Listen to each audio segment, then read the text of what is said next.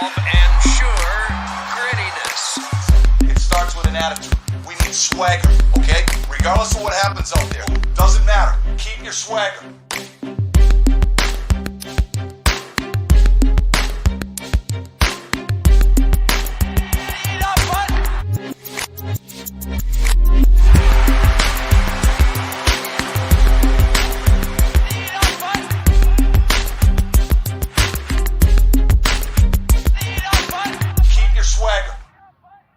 Hey there, welcome to 5-Hole Fantasy Hockey. I'm Mike Rogerson. With me tonight is Zach Vogel. How you doing, buddy? Hey.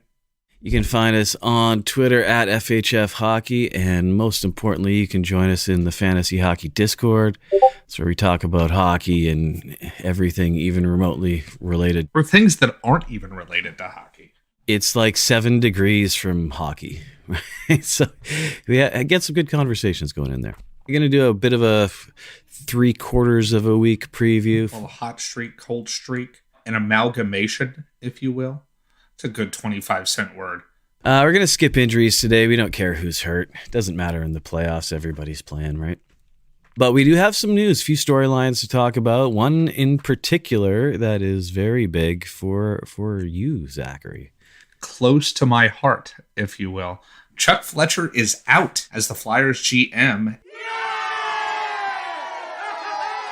And they bring in one of the most beloved Flyers of all time, Danny Briere.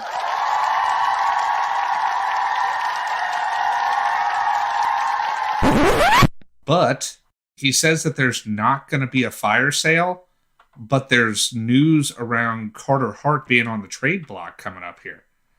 What the shit, man? Like, that's our young goalie that is going to be our future. How you going to trade Carter Hart?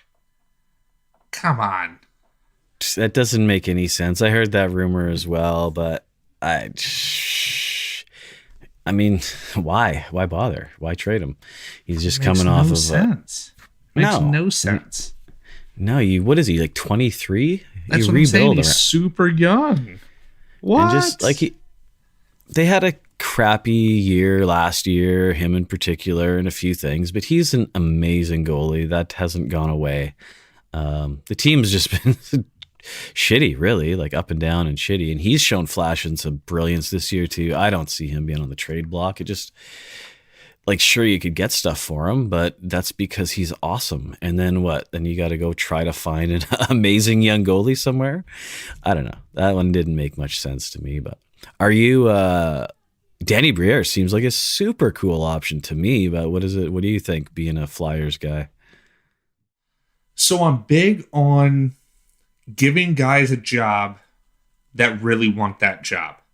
You know what I mean? So like Rod Brindamore in Carolina, you know, that's a great example of, you know, he didn't want to just be a coach in the NHL. He wanted to be the Carolina Hurricanes head coach.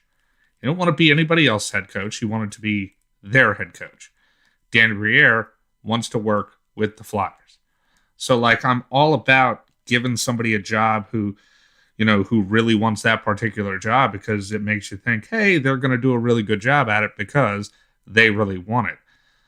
But I'm worried about this Carter Hart thing. I'm worried about the possible fire sale, as you would say, you know, on our young prospects and stuff like that. Like, what in the world's going on here? I don't expect much next season. You know what I mean? I don't. It's not like I expect much, but, you know, years to come, that's our future. I've heard a lot that, like, Torts is a huge part of it. They're talking to him. He's having a say in all of things. And see, now that I don't like, because you know how I feel about Torts. Yeah, I mean, he's saying the right things because he wants to keep his job, right? So he's saying that he's all for if they decide to go all young and you know, start new and all that kind of stuff. But I mean, we all know what happens with Torts. He's, especially with young guys, he gets perked up for about 5-6 games and then they never want to play for him again. Not too long after that. So we'll see, but at least it's a good start, right? They had to do something, so. I get it, but I mean, who do you have behind who do you have behind Hart? You got Samuel Ersson? Come on. Get the hell out of here. They're keeping Carter Hart. They're keeping Travis Konecny. And after that, who knows? But well, I don't think Travis Konecny would be on the block. I think it would be more of like your younger guys, like Tyson Forster is supposed to be, making his debut coming up here. You have Bobby Brink, who's like a high level prospect for them. Cutter Gauthier. Those are the guys that I would be worried that, those might be the guys they might let go, and it would hurt my feelings. It would hurt me. Well, we'll see. At least there's some kind of action, hopefully headed in the right direction here. And then another little bit of news, as if Columbus needed to sink further. Merzlikins is heading home to be with his grandma. Columbus is officially in last place, trying hard for the Bedard. That rhymes. That was well done. Getting hard for Bedard. All right, I bet. Michael Hutchinson is their A1 goalie right now in Columbus. So Michael Hutchinson is horrible. He's an NHL backup. So take a look at whoever is playing Columbus and pick up anyone on that team for that night, basically. That's really it for now. I mean, let's get into this. Let's get into some hot streaks, cold streaks, some players you can pick up. It's playoff week in most leagues have started playoffs by now, so kind of into the Wild West where you got to start dropping guys day by day and starting to make some crazy moves. Since we're kind of bypassing our Tuesday Trends episodes from here on out. Just don't make sense. But I do want to bring up a few streaks. So we're not going to call them trends. We're going to call them streaks today. I mean, the hottest guy in the NHL is friggin' Rasmus Sandin. He's also right around 50% owned. Just over. He's available. He's popping up in a few sections of the show today. I mean, obviously D, chip on his shoulder, getting treated like he was nothing coming from Toronto, and he's outscoring Ovechkin since he's been in Washington at this point. 8 points and 8 hits in 4 games. Mostly, as you brought up the other day, it's almost all at regular strength too, so it's not like he's just passing it to Ovi on the PP. So yeah, he's got a hot streak, and I think he's good till the end of the season, to be honest. Dylan Strome's also on a bit of a heater there as well. Center, right wing, 19%. He's got 9 points in the last 6 as well. Jared McCann, who's also on a bit of a heater right now, 11 points in his last 7 games, and he's pretty available, 57%. Even those guys seem like good pickups. Really check your schedule first because it's playoff time. And well, Dylan Strome has a great schedule, the rest of this week going out. Yeah, for sure. I mean, they have 3 off nights coming up here. Hell, they have, 4 games in the next 6 days. Yeah, if you can get them now, that's great. But don't be picking these guys up just to put them on your bench. That's one thing with, especially these fringe guys, I almost got burned on a pickup today with exactly that. I was about to make a swap, and I was like, great, he's got an off night. He's playing this night. He's playing that night. And I already had players on all those nights. So I would have ended up picking up a guy who wasn't going to play. Well, that's why you always look ahead. I will say one thing that TJ always says, and I'm all for it. At the beginning of the week, set your entire lineup for the whole week so that way you can see where you're low. You know what I mean? If you don't need any left wingers on these days, then don't pick up a fucking left winger. You know what I mean? If you set your lineup at the beginning of the week, you see your low spots. For sure, right? And you can do it. I mean, both, as in Yahoo and Fantrax, both have a set lineup for the whole week. And it doesn't always make the best choices, but at least you can hit that one button. Your lineups are full for the week, and you can see where you have overlap. One cold streak I wanted to bring up in particular because I called them as a hot streak not too long ago, but that hot streak is over, and that's Beauvillier. he came in hot to Vancouver for a couple of weeks, but he's got 2 points in the last 5, and he's settled back into his usual Beauvillier pace, which is good, but he was pretty incredible for about 2 weeks there. Well, also, we've explained why people get hot when they first get traded and everything like that. Their responsibilities just aren't as high. You are focused on, two main things. Not fucking up, number one, and go out there and try to, create some offense, because that's the easiest thing to do just in any system. Well, exactly, right? You come out, guns blazing, just go have some fun for a couple of games, and then the coach, especially Tocchet, the way he's trying to coach right now, starting to try to crack down on systems for next year and whatever, and start being responsible. But at any rate, Beauvillier's hot streak is over. But again, if Vancouver fits into your schedule on a particular night, they do have a pretty stellar top 6 that's playing pretty well right now. So he is worth a pickup if he's available, but his hotness is over. Well, you got to get some of those Elias Pettersson shorthanded points. Elias Pettersson is the league leader in shorthanded points this year. Did you know that? I did know that. Oh, I thought I might catch you on one. There's so few Canucks positives, I cling on to them hard. Actually, I think he's second in 5-on-5 points too, to Erik Karlsson, if I'm not mistaken. Erik Karlsson is number 1 on even strength points. It's nuts. Crazy. Absolutely nuts. Unsustainable. Yeah, it's unsustainable for friggin' 65 games now. Jesus Christ. So why don't we move into the schedule? Today's Monday. It was a light day, 3 games. Today, when you hear this, Tuesday is 12 games. Wednesday is 4. Thursday, 11. Friday, 4. Saturday, 13. And Sunday, 7 games played. So a pretty standard traditional week. Monday, Wednesday, Friday, Sunday, off nights. Sunday's not super light, but it is technically an off night. In terms of best schedules, Buffaloes. The New York Buffaloes are killing it, 4 off nights. They are playing tonight, and I know I hit on a couple of my Buffalo pickups this morning with Owen Power and Casey Middlestat, a couple of guys I usually try not to pick up, but I did, and they came through so far. Buffalo's offense, we've been talking about it, and everyone around hockey has kind of been talking about Buffalo's offense this year. So obviously, they won tonight against the Maple Leafs. Did they win? Yes. Oh wow, 4-3. Wow, man. Yep.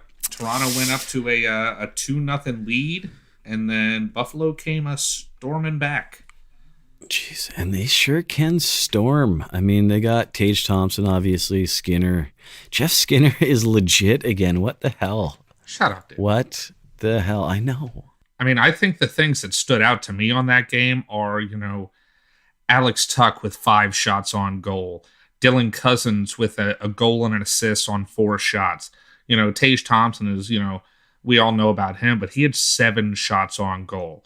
There was, I think they had like 5 or 6 guys that had, multi-point game tonight on 4 goals. You know what I mean? So that tells me they're spreading it around. But our Dylan Cousins, he's been continuing to hit. Owen Power, while he wasn't supposed to be any sort of offensive anything, he's playing great. And then I'm not talking about Jeff Skinner, so you can suck it on that one, but. There's these peripheral guys that we've been in love with all year long that are still doing it. Tuch and Cousins, I dig it. For sure. They're just, they're just great. It's not just the one guy, like you said. Tage Thompson is obviously he's the best player out of them. This is the definition of breakout year. Chateau d'If fucking Count of Monte Cristo type breakout. Jeez, it's that. It's exactly that. That's what I was thinking. But Hey, yeah, I went to school. I didn't. I know. I know things. So yeah, we got Buffalo. I mean, lots of good players there to choose from. Toronto and Washington have 4 games with 3 off nights. Another couple of solid teams. Colorado has 4 games with 2 off nights. So does Columbus, but they're not a real team. They don't count. They're an AHL team. They had a reasonable goalie, and he took off to see his grandma. That's what he thinks of his team. He'd rather be back home. I don't blame him. And then there's a whole whack of teams that have 4 games. So there are a lot of games to choose from next week, but there's only those 5 teams that really have any substantial off nights. And then you've got St. Louis and Anaheim, who have 3 games with 3 off nights. So also good schedules, even though it's just 3 games played. Obviously, St. Louis and Anaheim are not hot. And then in terms of worst schedules, you got Florida and Detroit. So 2 teams that actually usually do have some options, but you got to look at your Florida and Detroit players. Right now, they only have 2 games on heavy nights, and you're probably, I mean, it's playoffs, right? We keep saying that, but if you got 2 games played on heavy nights, you probably got to drop. I mean, you can't drop Barkov or Kachuk. Beyond that, I mean, even guys like Verhaeghe and Montour and Bennett, they're good, but 2 games, that's fringe to me. I mean, those are great players, and they are going to get points, but if you're even in doubt of winning your matchup, those guys might have to go. But guys like Ekblad, Duclair, Forsling, Reinhart, anybody that's not keeper level status. Yeah, pretty much. I'm willing to drop anyone. That's a real fire sale when the playoffs come around. For sure. And I mean, as the week gets on, you start getting desperate, right? If you're behind and it's Friday and the only person you can drop is a Reinhart, like, don't hesitate. Or even a Verhaeghe or something like that. If you can get 2 or 3 extra games in, that's going to be more valuable than losing and not playing and then sitting there and talking next week about how good your roster was that lost. Well, we brought Verhaeghe up on the weekend preview talking about this week, saying, they only play 2 games and they're on heavy days this week. So, I mean, you're not going to use him most likely anyway. So, I mean, if you can hold on to a Verhaeghe until next week, but if anything is in doubt, drop him. Drop City. Dunzo. Later, dude. Absolutely. So, in terms of tips for this week, like I mentioned earlier, my tip is going to be a combo. You obviously got to keep your eyes on the waivers, see who's on waivers, see who's a free agent. People have to make crazy moves sometimes, but along with keeping an eye on free agents and waivers, just as important as that is know how your waiver pickup rules work. We had a bit of a talk about FAB, free agent acquisition budget, a couple episodes ago, which is where you have a blind auction for available players as opposed to the traditional rolling waiver system. And then some leagues just have no waivers whatsoever. Someone drops a player, he's available, there you go. But whatever your system is, make sure you understand. Like if somebody drops a Sam Reinhart and you're thinking, great, I'm going to put in a claim, and so you're kind of got your hopes up on picking him up, but you're 12th on the waiver priority, you're probably not going to get that player. So just make sure you understand how your waiver pickups work so that if you get your hopes up about a player, you know what you have to deal with so that you can make appropriate arrangements. Do you got anything for this week or anything to say about that? I mean, I think we've pretty much gone over what, my strategy is in the playoffs and how you deal with it. It's just being fluid. It is. It's just being fluid and having absolutely no love for anyone on your team. If they're not a keeper, they are someone that I'm willing to get rid of at a moment's notice, because you're trying, don't get me wrong, you are trying to get to next week and still have a good team. But I mean, say you and I are playing against each other. I am 20 points down. We'll say a solid 20 points down on you going into Sunday. I like it. Do you know what I'm going to do? I'm going to drop everybody I possibly can to try to make up those points. What are you going to do? Most likely, you're going to feel pretty decent and say, okay, I feel pretty comfortable with this 20-point lead. I'm going to let it ride. And then I come out of nowhere and bust you up on Sunday night. And then all of a sudden, you played it safe and you're out of the playoffs. Gotta do what you gotta do. If you don't win, there is no next week. Obviously, the only time that doesn't make sense or, doesn't really happen is on a dynasty team. We're not talking to you fellas right now. No.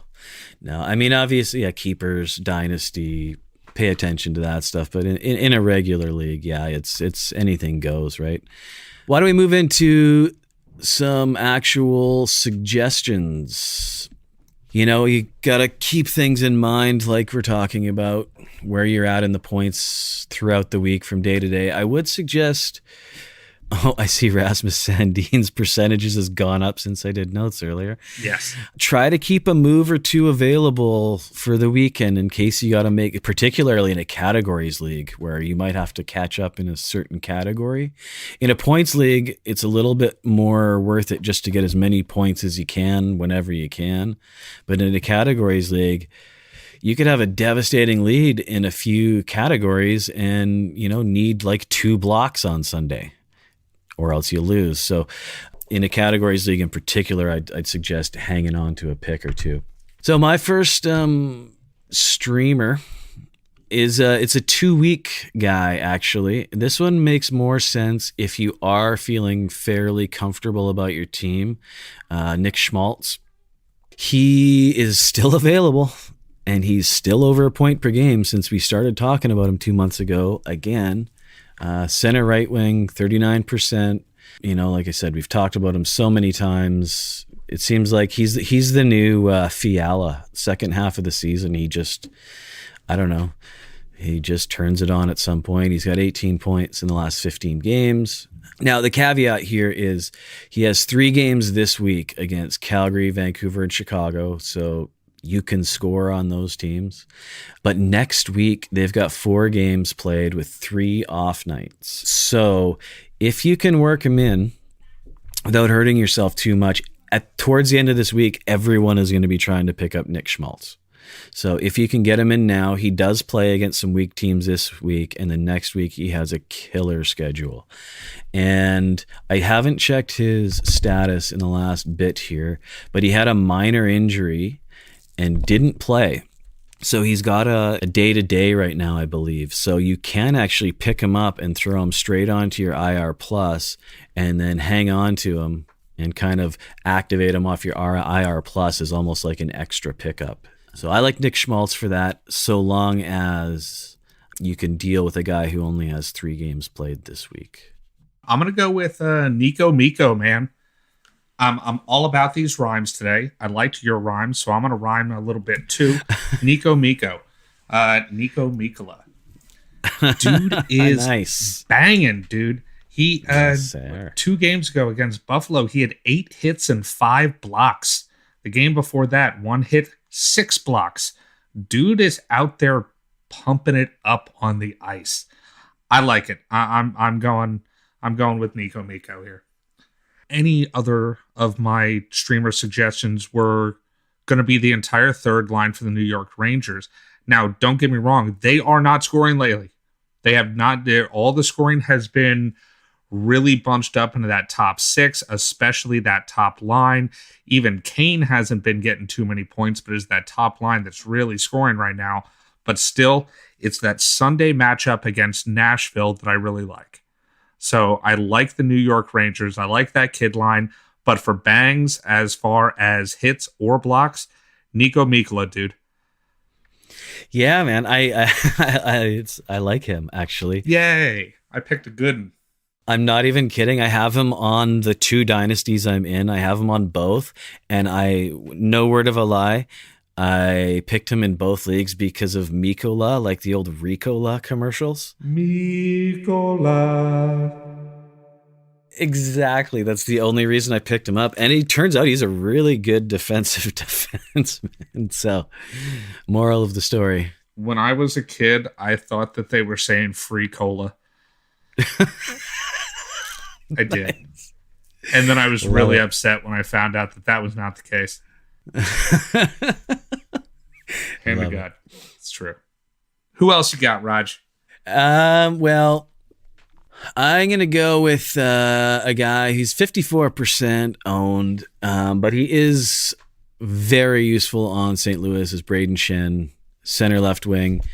3 games played, 3 off nights this week, and then he's got 4 easy games next week. 54%, so he's not super available about half the time, but he's playing very well right now, and he does everything. Like when he's scoring, that's good.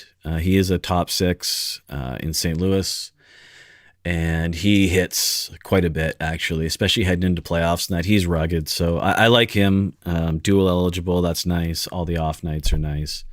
And being that we missed Monday, he's got the three off nights remaining. So I like Schenn, actually. I don't blame you. I like Schenn too. I liked him 10 years ago a little better. Yeah, me too. I mean, hey, man, I'm just being honest with you. I'm just being honest with you. Page. I liked him a lot better 10, 12 years ago than I like him today. But that's just me. We don't have a lot of options left in St. Louis now, do we? No, I feel you. Is there anybody else that you're interested in? I always look at games, kind of. I'm not going to lie. So I kind of look at games that I'm interested in, and then I go from there. So, like, you got to think about this, those Sunday matchups. Like I said, obviously, I like the matchup against Nashville. You have Vegas playing against Columbus on Sunday. That's a big one. And then a game that I see a lot of points being scored is the Lightning versus the Devils on Sunday. Ooh. And there's always a lot of Devils that are available that you can find cheap, that are out there, whether it's a Tatar, whether it's a Mercer, or somebody like that. And in all honesty, could you not easily see that being a 6-5 game? Because I could. Absolutely. I want to watch that game. It does actually sound like a good game, doesn't it? Actually, check that out. Jersey plays Tampa 3 times this week. Yes, they do.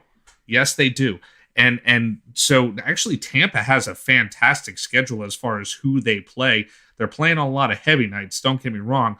But I mean, they're seeing the Devils 3 times, which are likely going to be decently high scoring games. And then they also play the Canadiens. So I don't know. I'm looking for those matchups. So like I said, I'm looking at Mercer. I'm looking at Tatar. They're my usual guys. But I mean, if it ain't broke, don't fix it. We're at the end of the year here. These are guys that you've fallen in love with throughout the year. Other than that, like I said, I do like the Vegas matchup against Columbus. And there I'm looking at a Barbashev. I'm looking at Ivan Barbashev. I think he's the best player that you could pick up on that team. He's on that top line with Eichel and Marchessault right now. I'm going for Barbashev.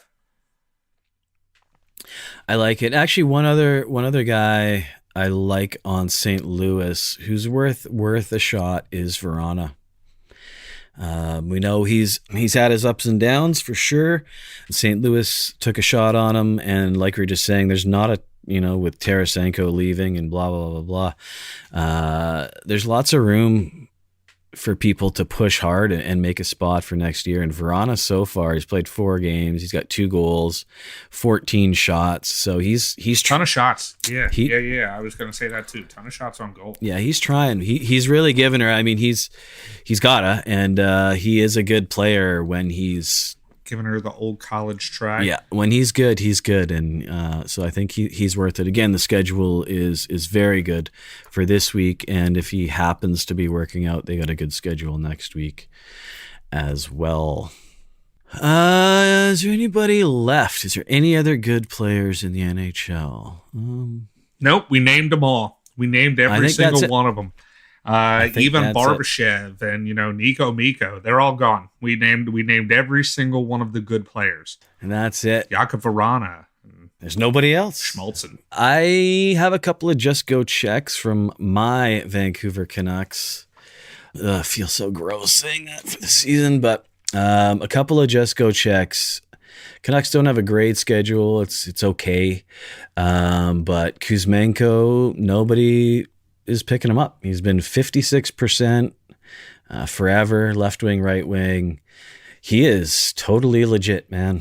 And 8 points in the last 6, 15 in the last 13 games, just hit 30 goals. Now there's folks saying he's having the best rookie season in Canucks history and all that, but the guy is like 27, so chill. But he's very good. And you're right about that, not a great schedule, because in all honesty, they don't have a great schedule this week. And then they got damn near the same schedule next week. Obviously, they're playing different teams, but again, they're playing on Tuesday, Thursday, Saturday, and then again on Sundays. They only have one off night next week, too. Exactly. So, no offense, I might be staying away from those Vancouver boys, dudes. I would only want that. I mean, obviously, if you can stream them, if you need to, sure. But if somebody gets injured and you need a winger, that's when I'd be looking at like Kuzmenko, because he's pretty automatic at this point. And for a just go check, I mean, Demko is dropped way down to 72%, and he, as could be so predicted, he's been on fire since he came back. So. He's going to put up good percentages usually. Hot Demko is an incredible Demko. We've seen what a bad Demko looks like, and it sucks. But right now, he's .928 since coming back, .221 goals against. And they had a 5-4 loss in his first game back. And since then, he's been 1 or 2 goals against each game and looking just like Bubble Demko. So, if you happen to see him on the wire, he's absolutely worth picking up for your playoff run. Absolutely. Like, you got any bangers? Well, I like Niko Mikkola, but as far as other teams that I did kind of mention, I guess I would probably go Vegas again here and probably a Keegan Colasar. Not much for blocks, but a ton on hits. He's like top 5 or 6 in the league on hits this year. And you're looking at about 3 or 4 per game. He's not, not above, a 6, 7, 8 hit game every now or then. But yeah, so it would be those 2 guys for me, probably, just because they can get you a ton of hits. They're definitely going to get you a decent amount, but they can have games where they just blow people out of the water. For sure. And I mean, I got to stick with St. Louis actually, for some forward bangs with Sammy Blais back to St. Louis. You're really on St. Louis, huh? Nobody picks up St. Louis because they're awful, but bang wise, look at Sammy Blais here, 2%. So you can go get him right now. 8 hits last game, 6 hits before that, 4 hits. He's got another couple of 5s and a 7 in there. So he's easily 5 hits a game over the last while, and he's a dual eligible forward. So he might. I don't know if St. Louis is into scoring goals anymore, but he might get one. But for hits, for sure, I like him a lot. Goalies, you see any goalies that tickle your fancy? Not really. Not really. Other than, my normal goalies. It's the games that I'm looking at. I'm not in love with any of these games because a lot of your back-to-backs are going to be on Saturday, Sunday. That is when, a ton of teams have back-to-backs. Other than that, you're looking at, Carolina has a back-to-back where likely likely Ronto will be playing the Flyers, but then again, that's on a Saturday, so if you're looking for a Sunday streamer for a back-to-back, there's not a ton of games that I'm in love with other than the Vegas game. There's actually a lot of really good games. There's not a ton that's available this week. It's just not a great week for it. I'm not going to lie to you, Roger. I wish I had a better answer for you, but I just don't. The way the back-to-backs fall, the people that are going to be available, they're going to be available on heavy days where you're already playing your goalies. I wouldn't be opposed to the Canucks back-to-back, actually, because they've got Anaheim on Sunday. So you could do that, but I mean, Tampa's got Jersey on Sunday, so even that's not great if that's not Vasilevsky. Yeah, it is a tough week for goalies for sure. Can I offer you a Felix Sandstorm from Philadelphia? He'll be playing either Buffalo or he'll be losing to either Buffalo or Carolina, and I'm pretty sure he's like negative 20% owned. I think you get a free player if you pick him up. You get a draft pick. You should get a draft pick if you actually play him in a game. Exactly. Yeah, that's rough. Yeah, it's not a good weekend for goalies. I mean, if I had to pick a streamer of the week, it's about as easy as can be. It's got to be Rasmus Sandin. I mean, they got the schedule, and the guy's literally the hottest player in the league. So I take the easy cop out with that one. Yeah, it's a little ridiculous. I think, as I said earlier, he's actually, since joining the team, he's outscoring and out-hitting Ovechkin. It just makes you realize that I'm, as a lot of you know, I'm also a Toronto fan. Were they just not using him correctly at all? Which is so weird, because then you see Gustafsson getting a ton of shots on goal. This dude is just firing pucks on net, whether they're getting blocked or not. He is firing pucks on net. And then Sandin's coming to a new team, and then he's doing that, out of nowhere, when he did not do that in Toronto at all. It just, I don't know. It gets my nerves. If I had to pick a streamer pick of the week, maybe this would be a Just Go Check guy, and I don't really care. And I don't really care if he's a centerman either. But like we said, Buffalo plays on all off nights. And, even though he's 64%, I'm still looking at Dylan Cousins. He is. I'm still going Cousins on this one and playing him throughout this week. For sure. For sure. Buffalo offense with that schedule is pretty tough to beat. And then immediately dropping him, by the way, because next week they have a shite schedule. Not gonna lie to you. Pick up Dylan Cousins and play him every game this week, and then drop him. A good point. Everyone's picking up Buffalo for this week, so there's going to be a lot of drops coming next week. As there should be. They only play 3 games next week, and it's a fucky little schedule. It's a weird.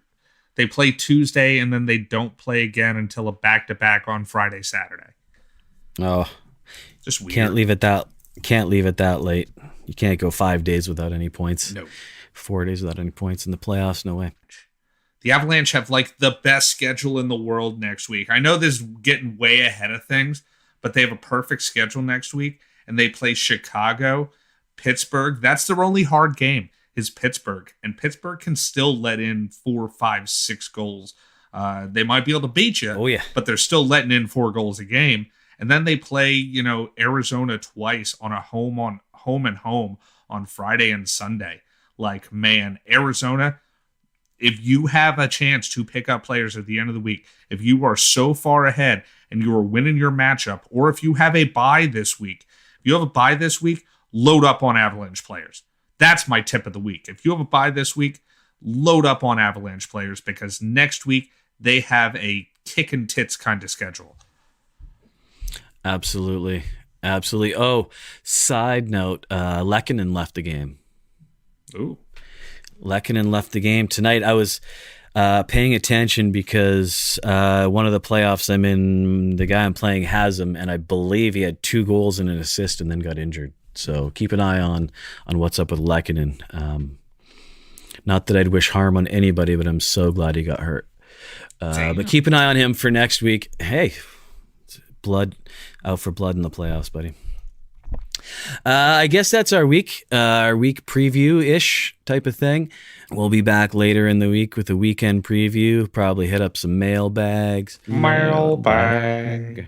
Come find us on the Discord and drop in your questions, whether it's about, I mean, we're kind of off streaks. There's no time left for streaks, but if you got any playoff questions or any general players, whatever, hit us up on the Discord. You can find us on Twitter at FHF Hockey.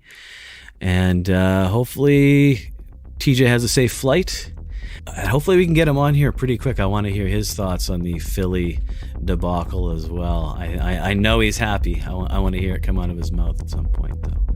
Other than that, I guess we'll see you later in the week. That was an enjoyable episode. Like, I like these playoff episodes because they're free-wielding, if you will. It's like waking up and deciding to go commando. You know, for the rest of the day, you know a secret that nobody else does. Go commando, and we'll see you next week. Love ya. Love yas.